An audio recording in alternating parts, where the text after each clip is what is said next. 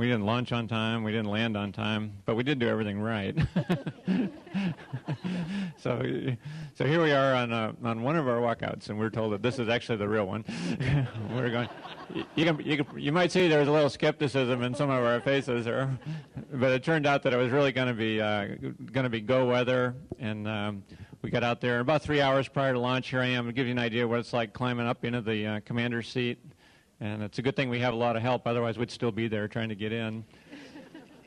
And here, we move the camera around, and here you get a chance to see Pam working her way in. Now the camera view is up on the front nose looking backwards, and that was Bill getting in. And down in the mid-deck, that was Jeff over there.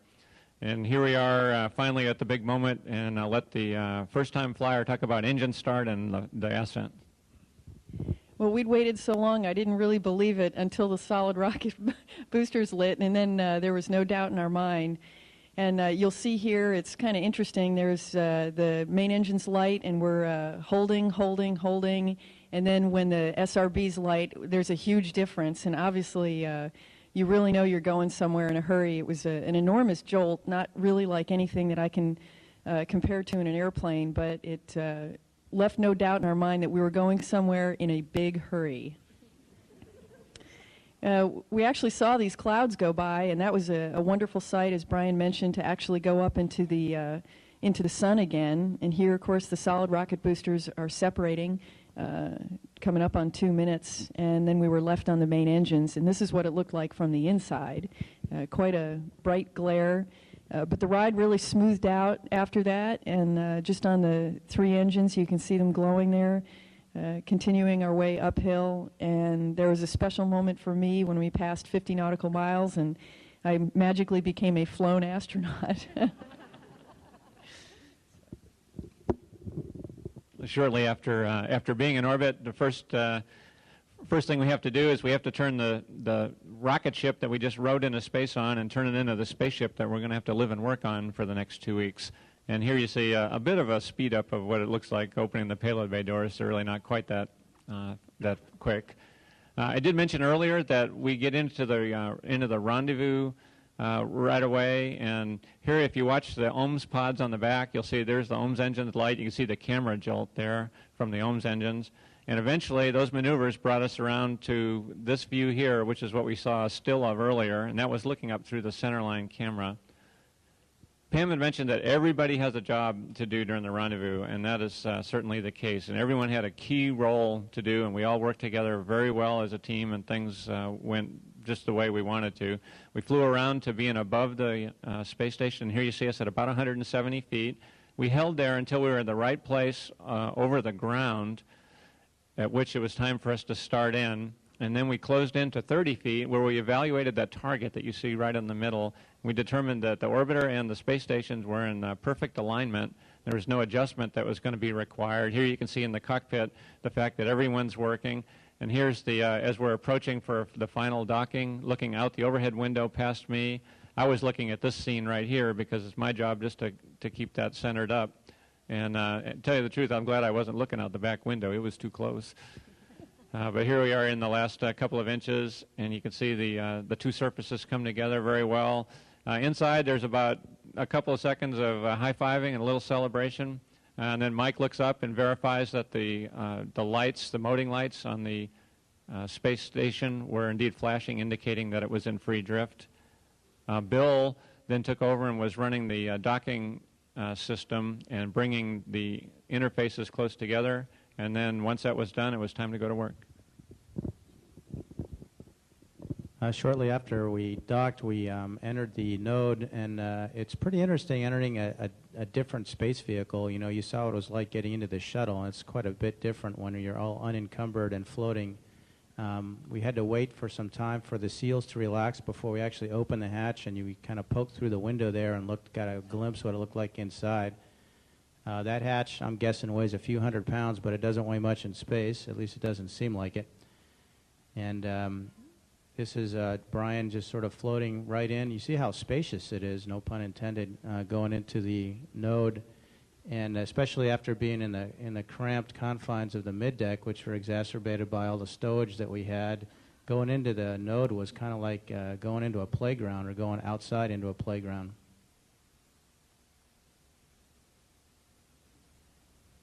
As we sort of one by one made our way in there, as Koichi pointed out earlier, it was very easy to get disoriented inside in kind of a pleasant way.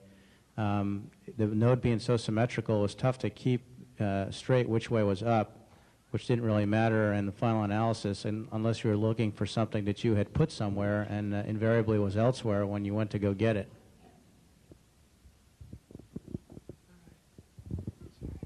Okay, this is Bill and I, and also Pam, working on the in-flight maintenance to replace the space vision unit and also provide the contingency power. Since the ground came up really thought planned in a very timely manner, and we could do the in-flight maintenance really quickly. So we could do the Z1 installation without much delay. This is computer graphics. It's actually a bird's eye view, although in space there's no bird flying, so it's difficult to explain. But this is how we operated the robot arm to install to the Unity module.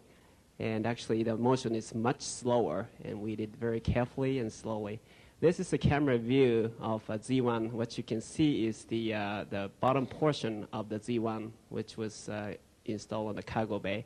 This is a final approach of the Z1, and Mike was already inside of the Unity module giving me guidance. And after the installation of the Z1, we started to work inside of the space station, and everybody is in the Unity module here. And a lot of units hanging out.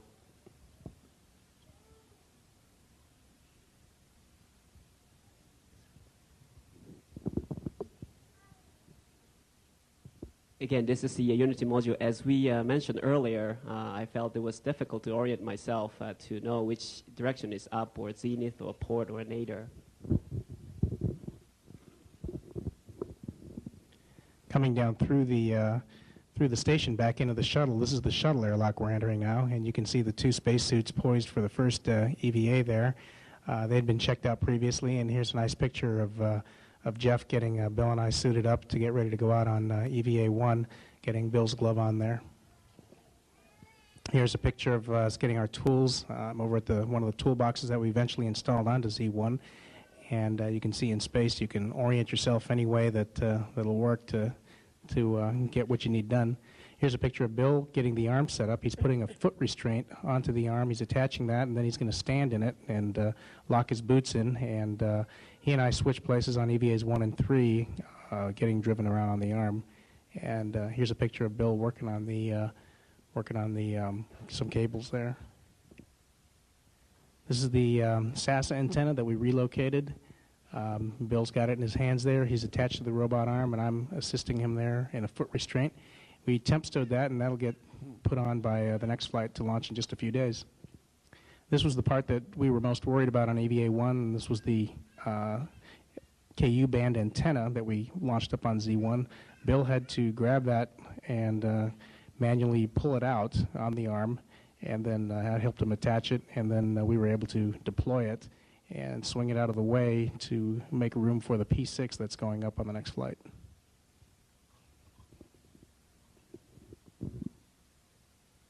This was really a spectacular sight in space, watching this big structure swinging out, and hopefully this will make the IMAX movie, and you'll be able to see it in a couple of years.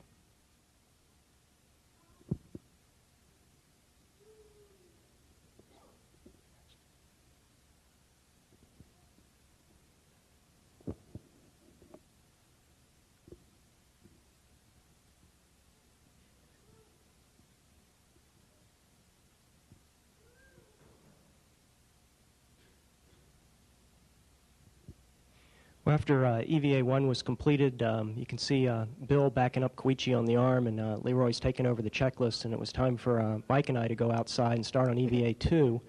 Here you can see a graphic of what happens on EVA-2. We had to release the PMA from the structure, and then Koichi would bring it around the arm and stick it over the front of the cabin here on the node. And of course, in actuality, Koichi doesn't move the arm that fast. Here you can see Mike and I unbolting it from the structure that holds it, a Space Lab pallet that holds the docking adapter in the bay, and here it's released, and Koichi is starting his arm operations to move it up out of the bay. And as it transitions up the station, the next scene is a nice one at night. A lot of this was done at night. You can see it passing one of the solar arrays here, and Mike is working in the foreground, carrying out some circuit boxes that are going to be used on a later flight downstream. And here it is being attached to the station. This is part of the space vision system locking on to the dots here that help guide it in, and you can see Mike up here getting ready to give directions to Koichi to help stick it onto the node. And this is what's going on inside the cabin. Koichi is, of course, operating the arm, and Pam is operating the computer that drives the bolts and the capture latch mechanism to capture the mechanism. And here you can see the 4 ready-to latches lighting up, meaning it's ready to be captured and then bolted onto the station. And everybody's really happy because it's worked as planned. And you can see here Koichi getting his high fives for the great work that he's done.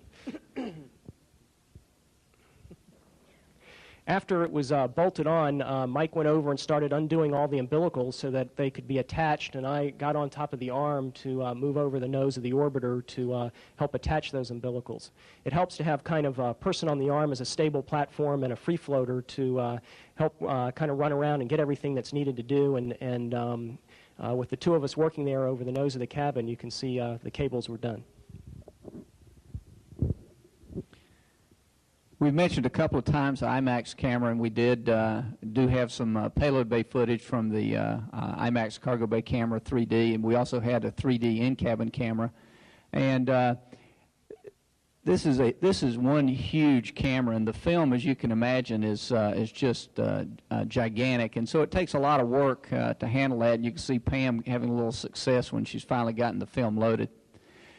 Now, for EVA-3, we were going to continue outfitting Z1. In that first picture, Leroy had just released the first DC to DC converter unit, and then he moved that around and attached it to the starboard side of Z1. We had 2 of those, and then there were additional components to move. Here, Koichi is Leroy is attaching the second toolbox that we had carried up on the back of the Space Lab pallet. You may recall there was a keel pin located right here on the bottom of Z1 attached to those 2 lugs. Here it is being repositioned over to this location by Leroy, so it'll be ready for, it'll be out of the way for the next mission. And then Leroy is here finishing connecting the final umbilicals to PMA-3. And at this point, we can see that we've just about gotten most of Z1 configured. On the 4th and final EVA, we were primarily concerned with getting some tasks done for the following flight, including clearing off the Zenith surface to attach the P6 truss to, and then also to deploy the tray, which is a little difficult to see in the picture. That tray has some fluid lines on it, which will be connected to the lab first and then to the S0 truss. This is the safer DTO that I was speaking of earlier. Here you see Jeff free-floating here. He is attached to a tether, which conveniently just disappeared, so it looks like he is truly free-floating. We tried talking NASA into that, but they wouldn't let us do it.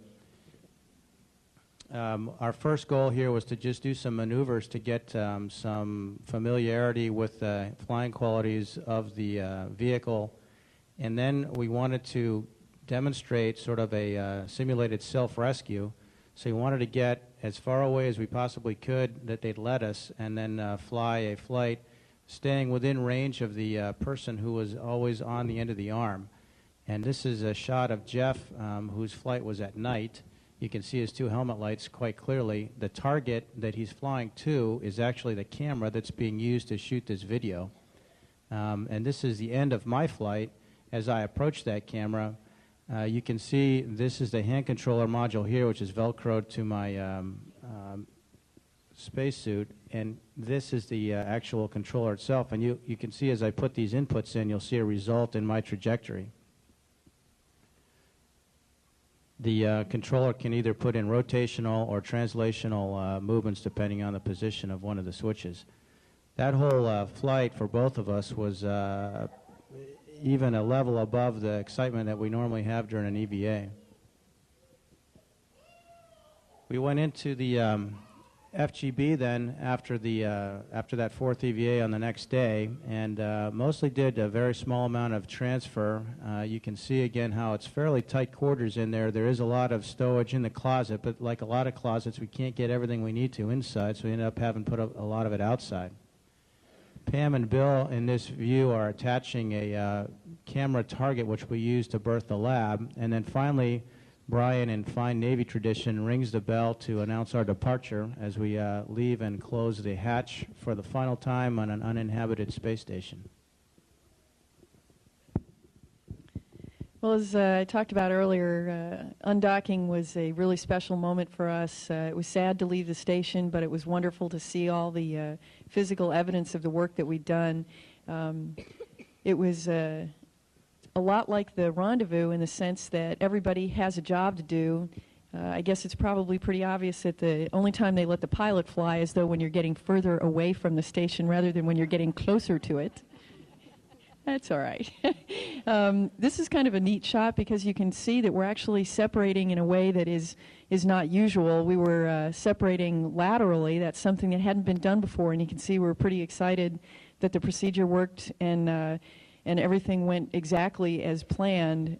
It was really personally rewarding for me to fly the shuttle this way.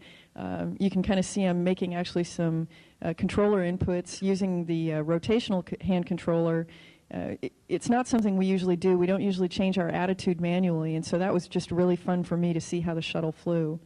But here, of course, you can see once again the Z1 truss and the PMA and the antenna. Really, really special.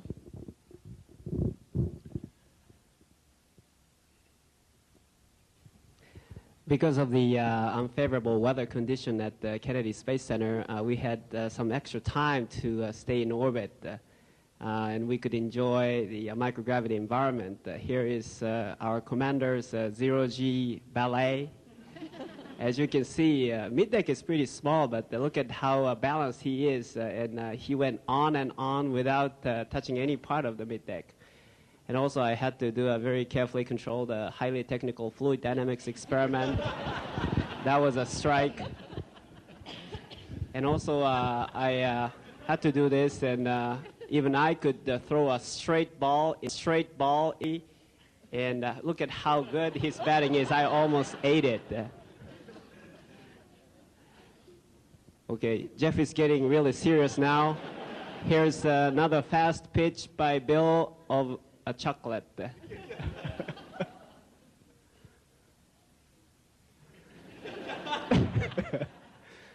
Whoa!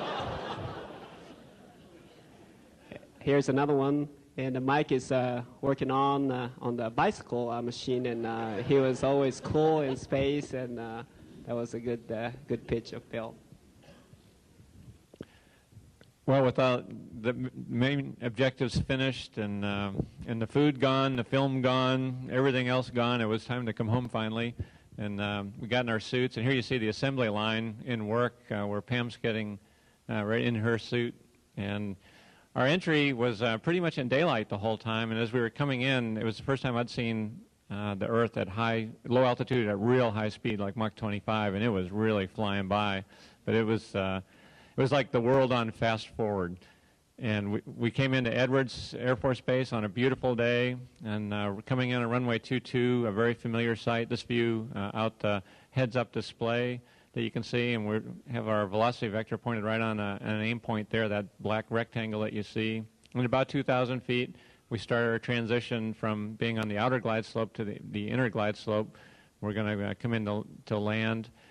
At about 400 feet, which is right about here, Pam puts the gear down, and then we just make a transition from that point down to where we want to touch down, and we're aiming at a point that's about 2,500 feet down the runway, and we just come in with the wheels down, thank goodness, and come in and we touch down about right where we wanted, and Pam put the drag chute out at 185 knots. Here you can see it deploying, and it actually disreefs in stages. You can see it's fully disreefed there before the nose wheel came down. So actually the touchdown of the nose wheel was actually relatively soft. And after about 45 minutes, we were out of the vehicle, got out of our suits and some flight suits, and came out to look at the orbiter. And thus ended an incredible journey and an incredible mission.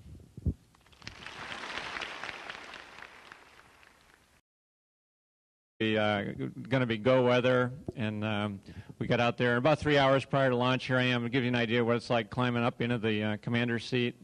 And it's a good thing we have a lot of help, otherwise we'd still be there trying to get in. And here, just we move the camera around, and here you get a chance to see Pam working her way in. Now the camera view is up on the front nose looking backwards, and that was Bill getting in. And down in the mid-deck, that was Jeff over there. And here we are finally at the big moment, and I'll let the first-time flyer talk about engine start and the ascent. Well, we'd waited so long, I didn't really believe it until the solid rocket boosters lit, and then there was no doubt in our mind. And you'll see here, it's kind of interesting. There's the main engine's light, and we're holding, and then when the SRB's light, there's a huge difference, and obviously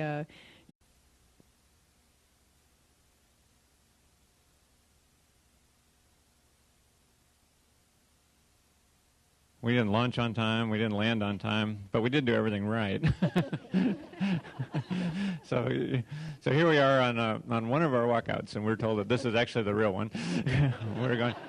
You might see there was a little skepticism in some of our faces, but it turned out that it was really going to be. You really know you're going somewhere in a hurry. It was an enormous jolt, not really like anything that I can compare to in an airplane, but it left no doubt in our mind that we were going somewhere in a big hurry.